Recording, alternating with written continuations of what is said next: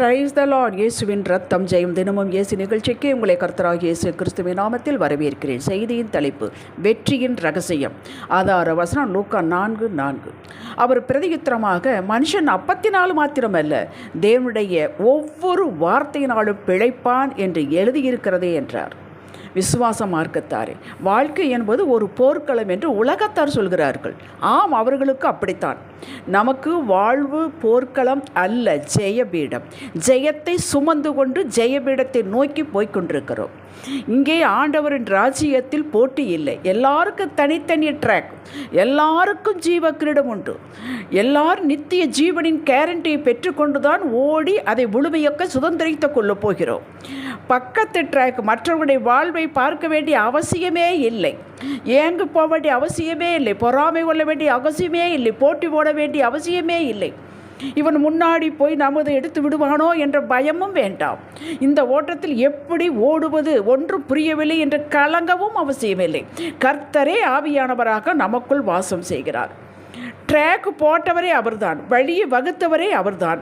வளைவு, சுழிவு, நெளிவு எல்லாம் அவருக்கு தெரியும், பாதையெல்லாம் அவருக்கு தெரியும். பாருங்கள், எல்லாருக்கும் ஒரே மாதிரியான வாழ்வு பாதை அமைவதில்லை, அப்படி அவர் அமைத்து கொடுப்பதில்லை. ஆனால் எல்லாருடைய வாழ்விலும் மேடுகள், பள்ளத்தாக்கள், ஆழிகள், அக்கினியூடே போவது எல்லாம் உண்டு. மரித்தவர்களை உயிரோடு எழுப்புகிற பரிசுத்தவான்களாக இருந்தாலும் அவர் வகுத்த வழியில் கடந்துதான் ஆக வேண்டும். அவர்களுக்கும் இப்படி பாதைகள் உண்டு, தடைகள் உண்டு. வேதத்தில் உள்ள பரிசுத்தவான்கள் வாழ்வு நமக்கு அத்துபடி நன்றாகவே தெரியும். வெளியில் இருக்கிற பரிசுத்தவான்கள் வாழ்வின் சரிதையை நேரம் கிடைத்தால் வாசித்து பாருங்கள். டிஎல் மூடி அவர்கள், சார்ல்ஸ் ஸ்பர்சன் அவர்கள், ஸ்மித் விக்கில்ஸ்வர்த் அவர்கள், தற்போது நம்மோடு வாழ்ந்து கொண்டிருக்கும் சாட்சி ஜாய்ஸ் மேயர் அவர்கள், நான் குறிப்பிட்டதை மட்டும் சிலதை மட்டும் சொல்கிறேன். இவர்கள் யாவரும் சகலத்தை கடந்த வந்த வெற்றியாளர்கள். கிறிஸ்துவ வாழ்வு துவங்கும் போதே எதிரியான சாத்தான் இடைபடுவான். இவனை பற்றி கவலை அவசியமற்றது. ஆனால் இவன் கூடவே வருகிறான் என்பதையும், ஏதாவது வழி ஓட்டை கிடைக்காதா, ஏதாவது நூல் போல கிடைக்காதா, ஒரு விரிசல், சின்ன விரிசல் கிடைக்காதா, உள்ளே நுழைந்து விடலாம் என்று நம்முடைய எல்லையில் சுற்றி திரிந்து கொண்டிருக்கிறான் என்பதை நாம் மறந்துவிடக்கூடாது. யோவான் 10:10, 1 பேதுரு 5:8 வாசித்துப்பார். இதைத்தானே இயேசு சொன்னார், பவுலும் சொல்கிறார், பேதுரும் சொல்கிறார். அத்தனை பரிசுத்தவான்களும் இவர்களோடு இயேசுவை இணைத்து கொள்ளலாம். எப்படி வெற்றி பெற்றார்கள் என்பதை கவனித்து பார்க்க வேண்டும். ஒன்று, வாழ்வின் யதார்த்தத்தை இவர்கள் ஏற்றுக்கொண்டவர்கள். என்னது? வாழ்வின் ஓட்டத்தில் உபத்திரம் உண்டு. உபத்திரம் வராமல் இருப்பது கூடாத காரியம், எல்லாம் உண்டு. இரண்டாவது, தங்களை நடத்த ஆலோசனை கொடுக்க வழி நடத்த பலப்படுத்த பரிசுத்த ஆவியானவர் தங்களுக்குள்ளே இருக்கிறார். ஒரு நாள் விலகாமல், தூங்காமல், உறங்காமல், சோர்வடையாமல் இருக்கிறார் என்ற நிம்மதி. பரிசுத்த ஆவியானவர் எழுதியிருக்கிற வார்த்தையின்படி தான் நடத்துவார். அதான் இயேசு சொன்னார், அவர் என்னிலிருந்து நான் சொன்னதை எடுத்து உங்களுக்கு நினைப்பூட்டுவார் என்று. அவருடைய பாஷையே தேவ வார்த்தை தான். இது தெரியாவிட்டால், இது நம்மிடம் இல்லாவிட்டால், மலையளவு கிருபையோடு ஆவியானவர் நம்முள்ளே இருந்தாலும் பிரயோஜனமே இல்லைங்க. இதை உங்களை இருகரம் கூப்பி நான் கெஞ்சி கேட்கிறேன். வார்த்தையை படியுங்கள், தேவ வார்த்தையை மனப்பாடம் பண்ணுங்கள். அதுதான் நம்முடைய சொத்து. பேங்க் அக்கௌண்ட்டில் எவ்வளோ வேலை இல்லாமல் இருக்கலாம், இல்லை இருக்கட்டும். இந்த வார்த்தை ஒன்று தான் நம்மளை காப்பாற்றும், விடுதலை கொடுக்கும். சத்தியத்தை அறிவீர்கள், சத்தியம் உங்களை விடுதலையாக்கும். எது சத்தியம்? தேவ வசனமே சத்தியம். யோவான் 17:17 வாசியுங்கள். இயேசு மத்தேயு 4, லூக்கா 4 அதிகாரங்களை எப்படி ஜெயித்தார் என்பதை வாசித்து பாருங்கள். ஆவியானவர் அவரில் இருந்தார். ஆம், இருந்தார். வனாந்தரத்துக்கு போகும்படி அவர்தான் ஏவினார், எல்லா சோதனைகளை சந்திப்பதற்கு. அங்கே சாத்தானால் சோதிக்கப்படும் போது வார்த்தையைத்தான் நினைப்பூட்டி ஜெயிக்க வைத்தார். இப்படி எழுதியிருக்கிறதே, இப்படி சொல்லி இருக்கிறதே, இப்படி எழுதியிருக்கிறதே என்று. உபாகம் 6, 8, 10 அதிகாரங்களில் வசனத்தை தான் தூக்கி பிடித்தார். நன்றாக அறிந்து விழித்து கொள்ளுங்கள். தேவ வார்த்தையை தூக்கி பிடித்து பேசும்போது, இயேசுவின் நாமத்தில் கட்டளையிடும்போது, அவரது இரத்தத்தின் மகிமையை பேசும்போது, அந்த இடத்தில் சாத்தான் நிற்க முடியாது. அவனே பாருங்கள், சாத்தானை சங்கீதம் 91, 11, 12 வசனங்களை எடுத்து காட்டுகிறான்.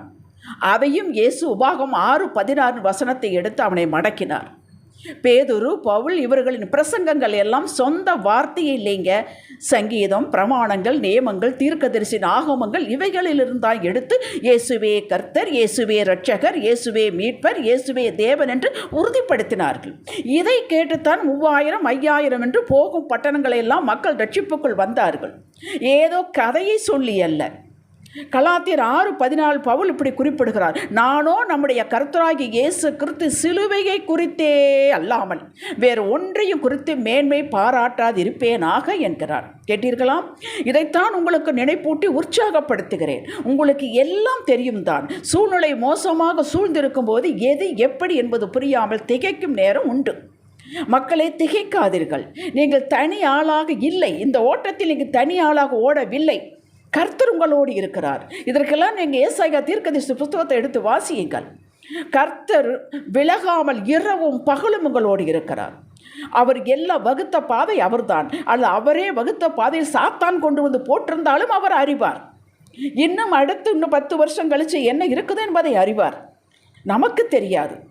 இவைகள் எல்லாம் சம்பவிக்க வேண்டியவைகள் என்று ஏற்றுக்கொள்ளுங்கள். அடுத்து ஜெய கிறிஸ்து உங்களோடு இருப்பதால் ஜெயத்தில் தான் ஆரம்பித்துள்ளீர்கள். இந்த விசுவாசம் வேண்டும். எல்லாவற்றையும் சேலஞ்சாக எடுத்துக்கொண்டு வார்த்தையை கொண்டு நானும் ஜெயிப்பேன் என்று உறுதி என்று எடுத்துக்கொள்ளுங்கள். வார்த்தையை மனப்பாடம் பண்ணுங்கள் சிறு குழந்தையைப் போல. இயேசுவின் நாமம், இயேசுவின் வார்த்தை, இயேசுவின் கல்வாரி ரத்தம், இதன் 3இன் உரிமை அதிகாரம் உங்களுக்கு கொடுக்கப்பட்டு ஒவ்வொரு ரட்சிக்கப்பட்ட பிள்ளைக்கும் கொடுக்கப்பட்டிருக்கிறது. நமக்குள்ளே என்ன இருக்கிறது என்று அறியாமலேயே நாம் வாழ்ந்து கொண்டிருக்கிறோம்.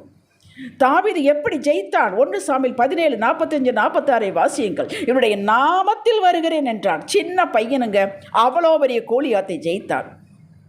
யோபு 23:12 அவருடைய வாயின் வார்த்தைகளை எனக்கு வேண்டிய ஆகாரத்தை பார்க்கிலும் அதிகமாய் காத்துக்கொண்டேன் என்கிறார். எரேமியா தீர்க்கதரிசி புத்தகம் வாசித்து பாருங்கள். அவருடைய வார்த்தை என்னை நெருக்குகிறது என்கிறார். வார்த்தை இல்லாமல் வாழ்வு இல்லைங்க. ரோட்டுக்கு வந்த யோபு மறுபடி இரட்டத்தனையாய் ஆசீர்வதிக்கப்பட்டான் அல்லவா? வேறு வழியை தேடாதீர்கள். ஒன்றுமே இல்லை. வார்த்தை எடுத்து சூழ்நிலை மீது வைத்து இயேசுவே நாமத்தில் கட்டளையிடுங்கள். இப்படி அப்பா நீங்கள் சொல்லி இருக்கிறீர்களே என்று கட்டளையிடுங்கள். மனைவிக்கு சுகம் இல்லையா? கணவருக்கு சுகம் இல்லையா? பிள்ளைகளுக்கு சுகம் இல்லையா? பிள்ளைகள் வழிதவறி நடக்கிறார்களா? எல்லாவற்றுக்கும் வார்த்தை உண்டு. ஆவியானவர் உங்களுக்கு கொடுப்பார், நினைப்பூட்டுவார். அப்போ உங்களுக்குள்ளே இருதயத்தில் வார்த்தை இருந்தால் தானே நினைப்பூட்ட முடியும். வேதத்தில் இருக்கிற எடுத்து பார் என்று சொல்லுவார். அந்த வார்த்தை எடுத்து அந்த மனைவி மீதோ, கணவன் மீதோ, பிள்ளையின் மீதோ, சூழ்நிலையின் மீதோ, தரித்திரத்தின் மீதோ, நஷ்டத்தின் மீதோ வையுங்கள். வைத்து இப்படி சொல்லி இருக்கிறீர்களே, நான் உன்னை கீழாக்காமல் மேலாக்குவேன் என்று சொல்லி இருக்கிறீரே, உன்னை செழிப்படைவேன் என்று சொல்லி இருக்கிறீரே, உன்னை உயர்ந்த இடத்தில் வைப்பேன் என்று சொல்லி இருக்கிறீரே, ஆண்டவரே நீங்கள் செய்யுங்கள். உங்கள் வார்த்தையை கொண்டு வந்திருக்கிறேன் என்று சொல்லுங்கள். தைரியமாக சொல்லுங்கள். வெற்றி பெறும் வரை விடாமல் பேசுங்கள். நீதிமொழிகள் 10, 21, 24, 31, நீதிமொழிகள் 12, 14, நீதிமொழிகள் 13, 2, 18, 20, 21 இத்தனை வசங்களும் இன்னும் ஏராளம் உண்டு. அவையில் எல்லாம் நம்முடைய வாயின் வார்த்தைகளை மகிமை பற்றி பேசுகிறது. நம் வாயிலிருந்து என்ன புறப்படுகிறது என்பதைத்தான் பேசுகிறது. அவன் வாயின் பலனால் திருப்தி அடைவான் என்று சொல்லப்பட்டிருக்கிறது.